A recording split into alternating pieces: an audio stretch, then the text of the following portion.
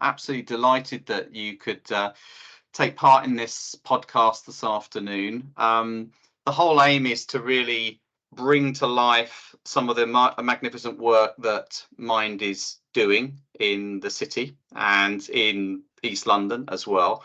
But I think we'll take it back to the start if we can. I mean, every year LMF decides that it's going to partner with a charity of some sort, and in particular we involve that charity with our biggest event of the year, which is our Market People Awards.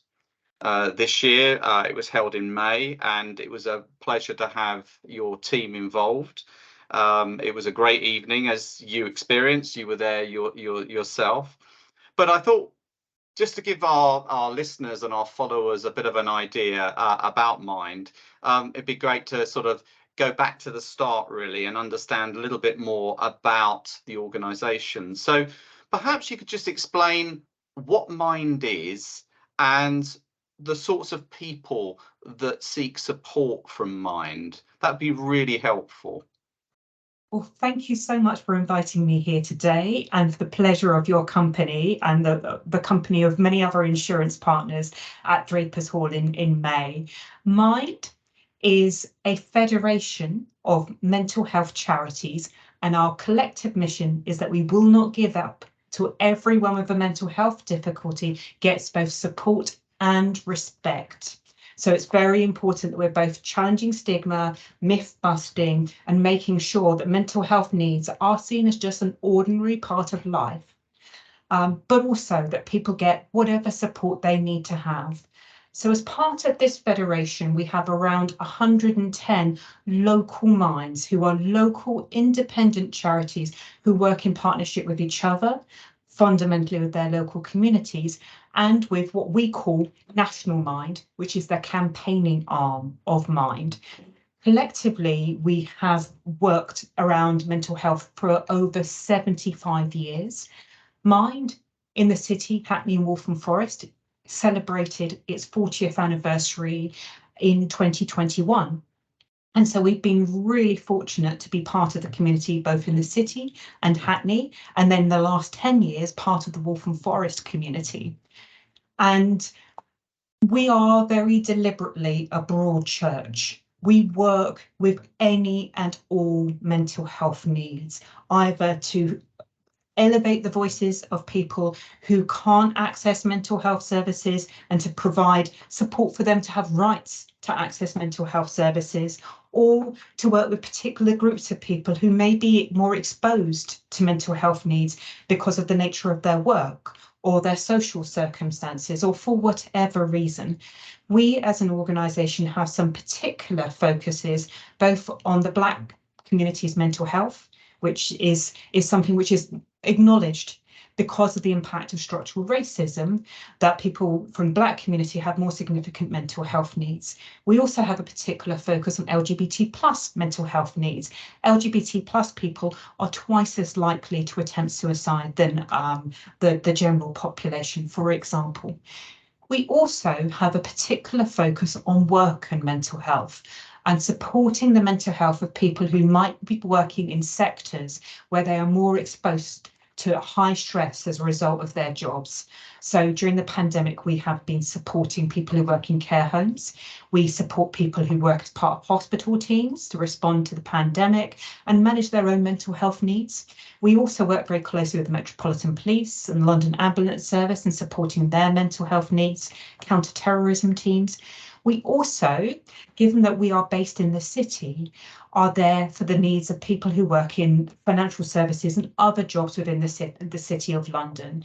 And unfortunately, people who work in the city, be they people who work in the construction industry in the city or people who work in financial services in whatever form, are more likely to have mental health needs than the rest of the population, and are more likely to complete suicide than the general population.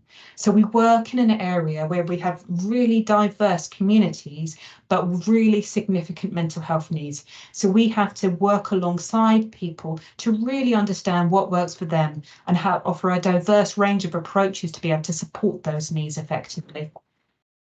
Excellent. Thank you very much indeed. So obviously the amount of work that you do is incredible. I've seen some of it firsthand when I was fortunate enough to visit your offices.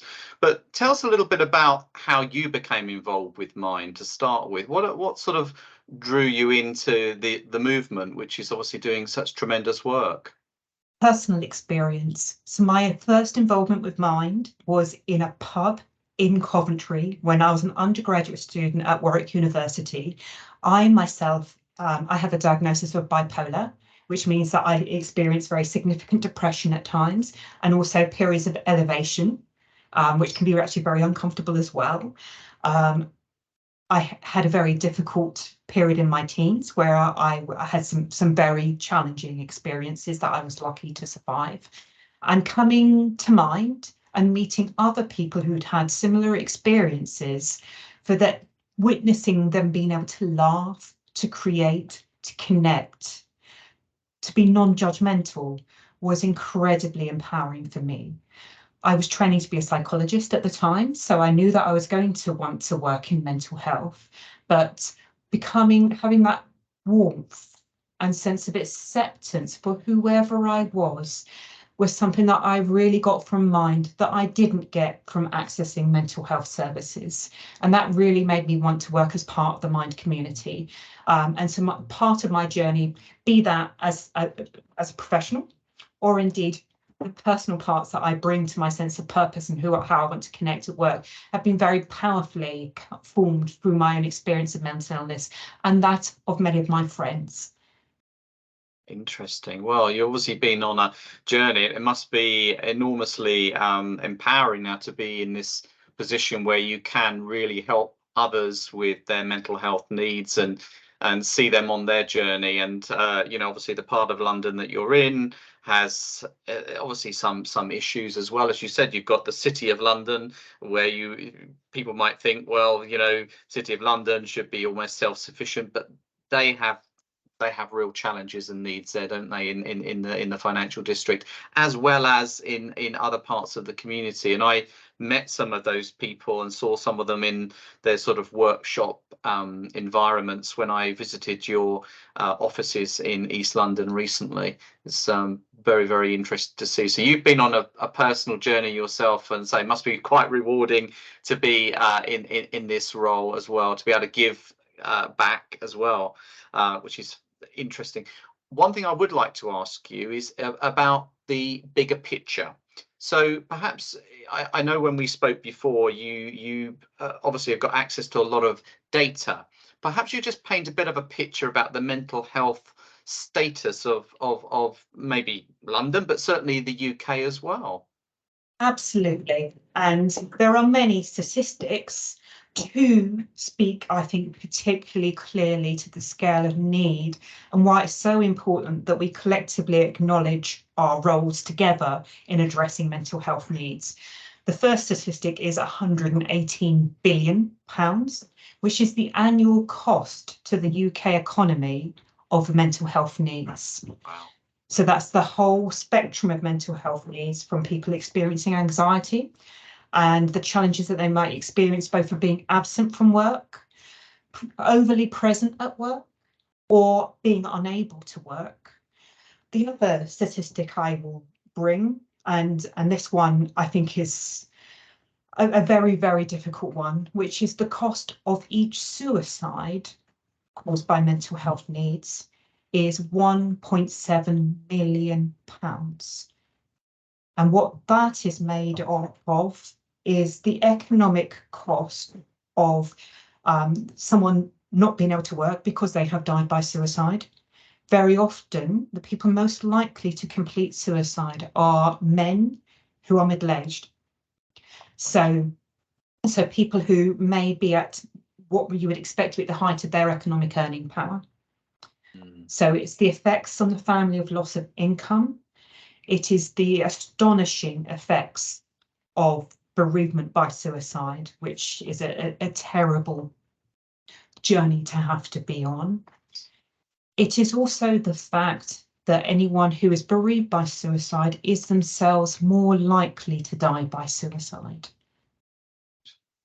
So mental health needs have a profound economic impact, as well as the profound impact around the loss of potential, the loss of opportunity, the loss of connections. Yes, well, thank you very much for that. Obviously, it's quite significant there, and I think most of us in at some stages in our lives have been impacted by some of those particular scenarios, and we can all sort of share the pain that people experience at those particular times. I mean, how critical is the work of mind in the community, especially, you know, due to the situation, the demands on the National Health Service?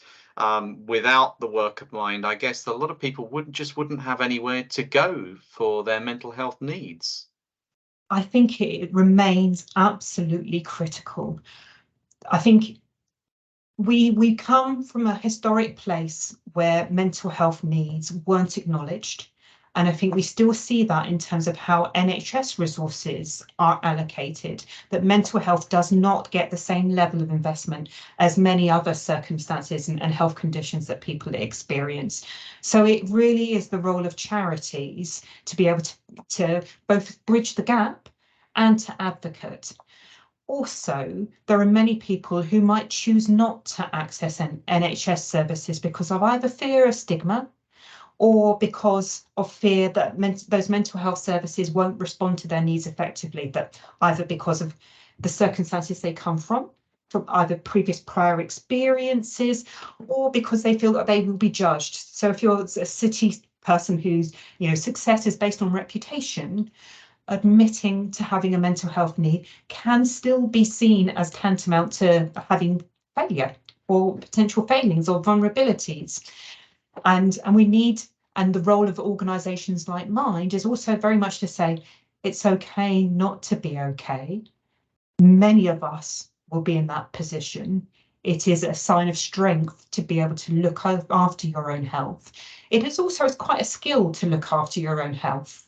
And one of the things that we do is really work both with communities themselves, but also other charities to be able to effectively both meet people where they're at, which means a whole host of different things in terms of how we offer support, but also just to be there to say, it's okay, we can address this issue together. Yes, well, I totally understand what you're saying there, because what I've seen in the City of London, certainly what we call EC3, which is our village, is a huge interest in making people aware of mental health challenges in the workplace, supporting people, and this big upsurge in people being trained in mental health first aid, which is great to see. And I'm hoping that this interview today will highlight this even more and encourage more people to really take a look at this and understand that there is support if they need it, and secondly, maybe you can provide support through working with your local Mind, working with you guys, or indeed training as a mental health first aider, which would be great. Yes, and I think that the increased interest that the city and city staff have in looking after each other's mental health is a fantastic thing, both because of the vulnerability that people who work in the city might experience to mental health needs, but also just that sense that actually doing business also involves looking after each other. And we also particularly welcome everyone who has chosen us as their provider of training around mental health first aid and all of the other courses that we offer to support people to manage their own and also look out for others' mental health. Becoming a mental health first aid trainer is a really good first step to addressing those mental health needs, both because it teaches you to look after your own mental health needs and gives you some very clear visualization and techniques to support you to do so. But also it helps those little signs that someone might be experiencing something that you're not entirely sure. And people often think, well, if I say something, will I make matters worse? And that is extremely rarely to be the case. Looking out for those signs of different forms of distress is such an important buffer for people. And asking those questions, are you okay? Asking it more than once, being able to say, I'm concerned for you. Is there anything I can do to support you? All of those things that you learn from mental health first aid training are an absolute lifesaver. Mental health first aid was developed in Australia, partly because of being such a massive country where the infrastructure is really limited, that they had to really rely on people who are having close day-to-day contact with each other, being able to have helpful conversations. Those conversations are particularly helpful in environments where people might be inclined to soldier through things, be they Australian farmers or city workers, people who are used to being effective and might feel like they want to kind of just power their way through circumstances. So being okay to have those conversations is an essential first step. So we train people to do that. We train people to understand a little bit more about particular aspects of their own mental health and others' mental health, including things like trauma, how to deal with things like sleep, which I have to say is incredibly important, particularly when you're working long hours. Sleep and being able to good sleep habits is as important to mental health as breathing is and eating is. These things absolutely go together.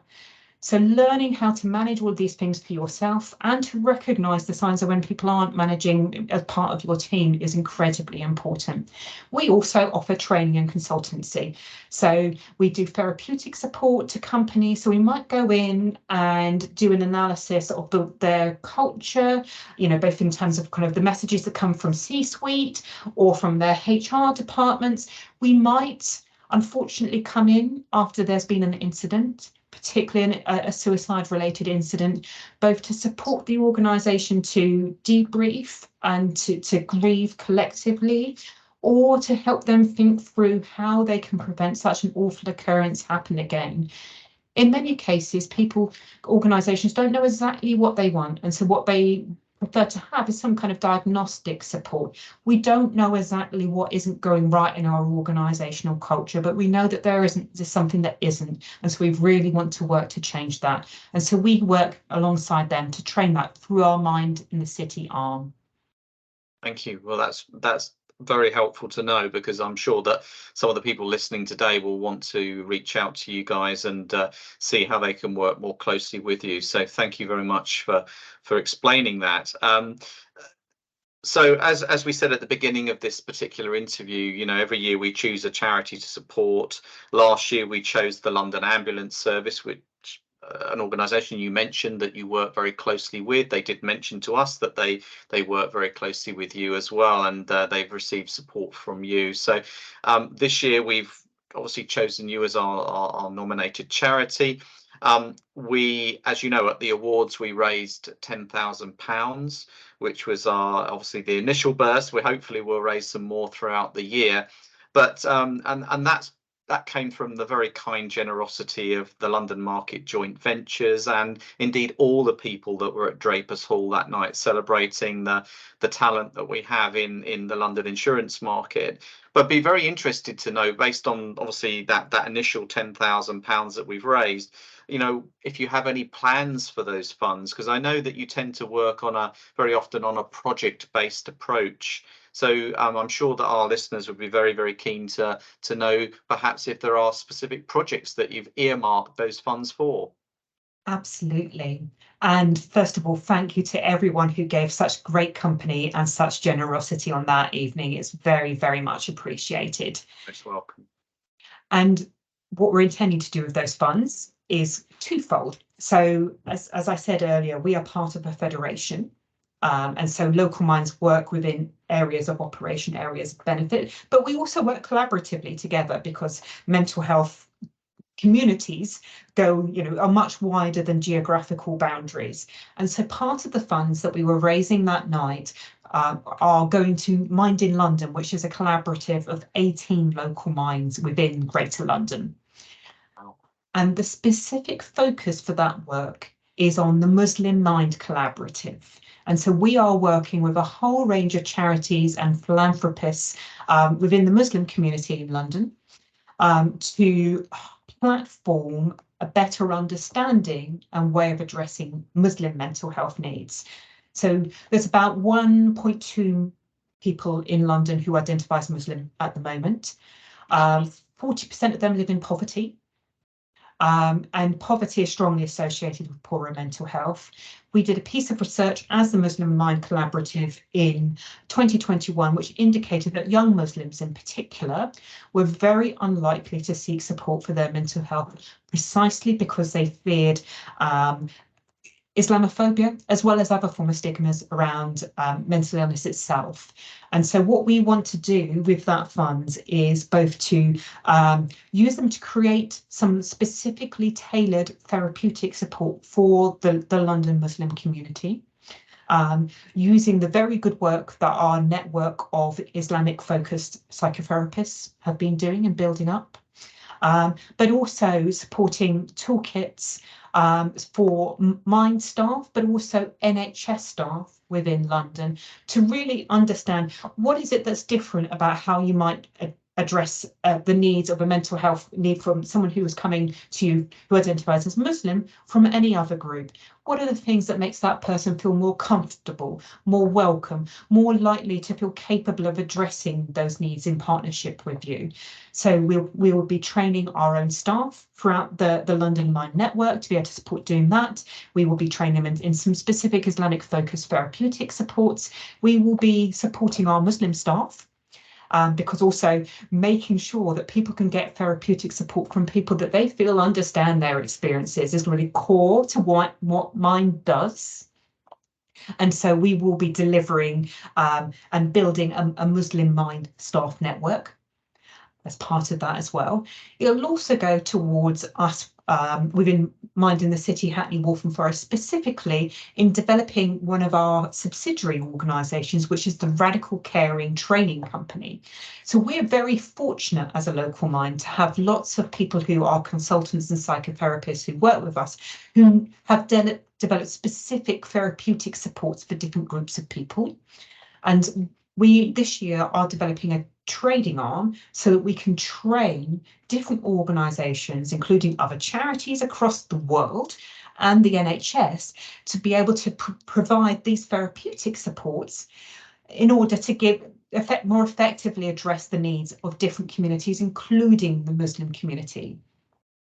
Oh, that's amazing work. Well, obviously we wish you all the best with that particular project, and hopefully we can support you more with that in terms of raising additional funds as the year goes on.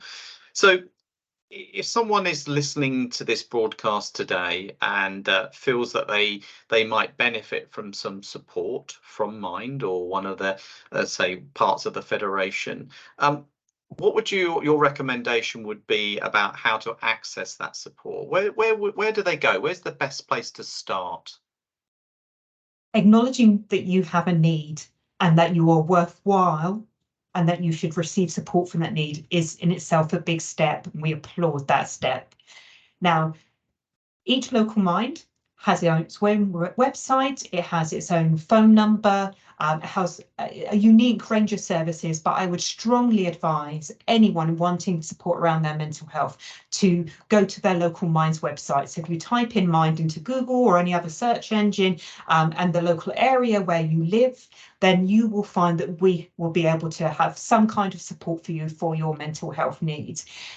You may want to access support remotely or digitally, and you might want to do that via going to mind.org.uk, which is the National Mind site, which also has details of all the local Minds. If you live within the city or work within the City of London, Hackney or Waltham Forest, you are most welcome to come to www.mindchwf.org.uk and we will support you. Or if you are a city worker or you are someone who works in a company who is interested in protecting the mental health of your workers within the city, www.mindinthecity.org.uk is where we specifically support people who work for city companies.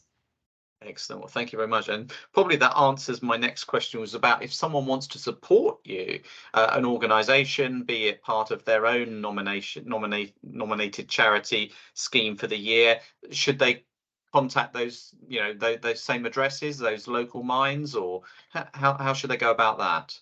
Absolutely. So we could not survive and do all the things that we do without the generosity of local companies supporting us. And that is the case for every single local mind. And so we encourage fundraising relationships and partnerships with each of the local minds in a local area. So for city companies, please do come and talk to us. We have a whole range of city partners who either very publicly or more discreetly support our work in a whole host of different ways, either financially or in gift in kind. And I can't reiterate enough, we would not be able to do the range of things that we do without that support.